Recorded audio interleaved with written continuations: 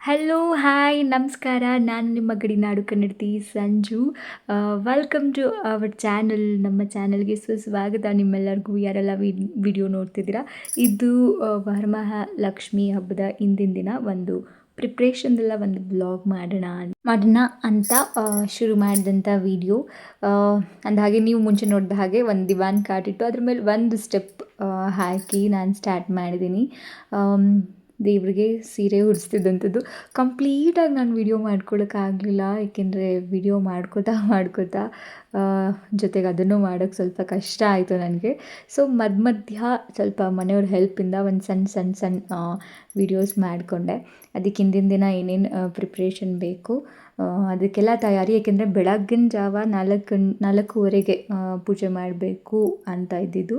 So ಹಾಗಾಗಿ ಅಷ್ಟು ಬೇಗ ಇದು ಎಲ್ಲ ಮಾಡೋಕ್ಕಾಗಲ್ಲ ಅಲ್ವಾ. ಯೂಶ್ವಲಿ ಪ್ರತಿ ವರ್ಷ ಹಿಂದಿನ ದಿನ ರಾತ್ರಿನೇ ಶುರು ಮಾಡ್ಕೋತೀವಿ, ಎಲ್ಲನೂ ರೆಡಿ ಮಾಡಿ ಇಟ್ಬಿಡ್ತೀವಿ ಕಾಮನ್ನಾಗಿ.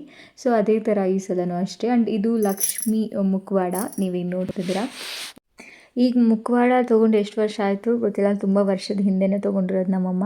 ಸುಮಾರು ಒಂದು ನಾನು ಹುಟ್ಟೋಕ್ಕಿಂತ ಮುಂಚೆಯಿಂದನೂ ಲಕ್ಷ್ಮೀ ಪೂಜೆ ಮಾಡ್ತಾರೆ ಅನಿಸುತ್ತೆ ಅವರು. ಬಟ್ ಇದು ಯಾವಾಗ ತೊಗೊಂಡ್ರು ನಂಗೆ ಗೊತ್ತಿಲ್ಲ.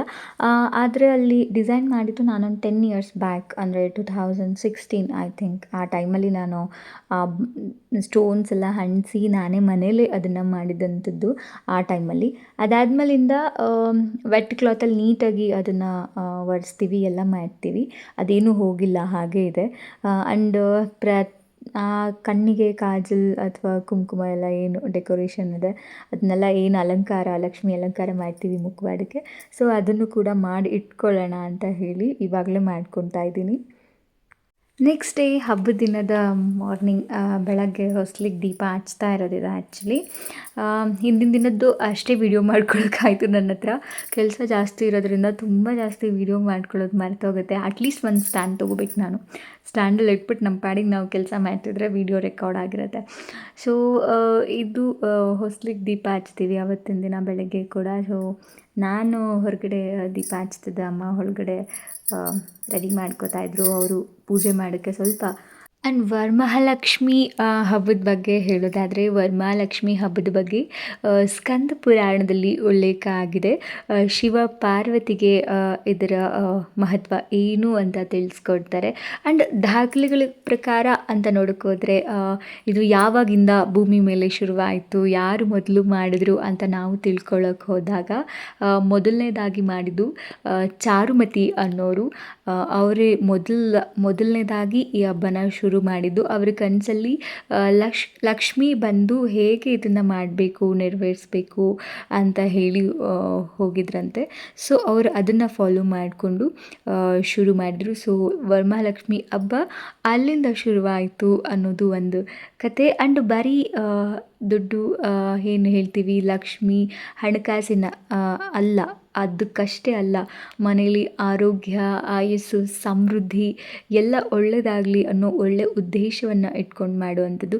ಇದು ಹೊರಗಡೆಯಿಂದ ಒಂದು ವ್ಯೂ ತಗೊಳ್ಳೋಣ ಅಂತ ನಮ್ಮ ಮನೆ ಎಂಟ್ರೆನ್ಸಿಂದ ಲಕ್ಷ್ಮಿನ ನಾವು ಹಾಲಲ್ಲೇ ಕೂರಿಸಿದ್ವಿ. ಏಕೆಂದರೆ ದೇವ್ರ ಮನೆಯಲ್ಲಿ ಇಷ್ಟೊಂದು ಸ್ಪೇಸ್ ಇಲ್ಲ. ಸ್ಪೇಸ್ ಇದೆ, ಮಾಡ್ಬೋದು, ಮಾಡೋಕ್ಕಾಗಲ್ಲ ಅಂತ ಅಲ್ಲ. ಬಟ್ ಬಂದವರೆಲ್ಲ ನೀಟಾಗಿ ಮಾಡೋಕ್ಕೆ ಎಲ್ಲ ಅದು ದೇವ್ರ ಮನೆ ಆಪೋಸಿಟೇ ಡೈನಿಂಗ್ ಏರಿಯಾ ಇರೋದ್ರಿಂದ ಇಲ್ಲಿ ಮಾಡಿದ್ದು. ನಾನು ಅಮ್ಮ ಎಲ್ಲ ಪೂಜೆ ಮಾಡಾಗಿತ್ತು. ಇದೇನು ನೋಡ್ತಿದ್ದೀರಾ ನೀವು.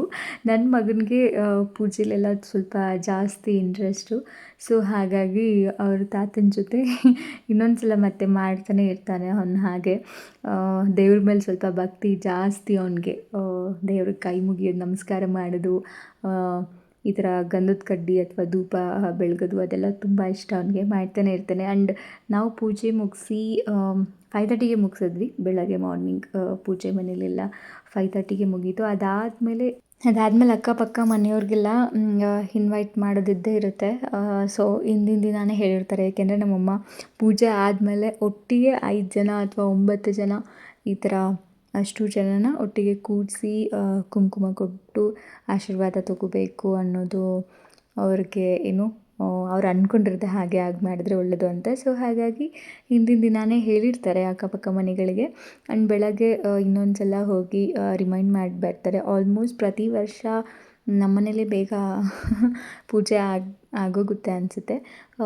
ಪ್ರೀವಿಯಸ್ಲಿ ಯಾರೂ ಅಕ್ಕಪಕ್ಕ ಮಾಡ್ತಿರಲಿಲ್ಲ, ಇತ್ತೀಚೆಗೆ ಎಲ್ಲರೂ ಮಾಡ್ತಾರೆ, ಒಳ್ಳೆಯದು.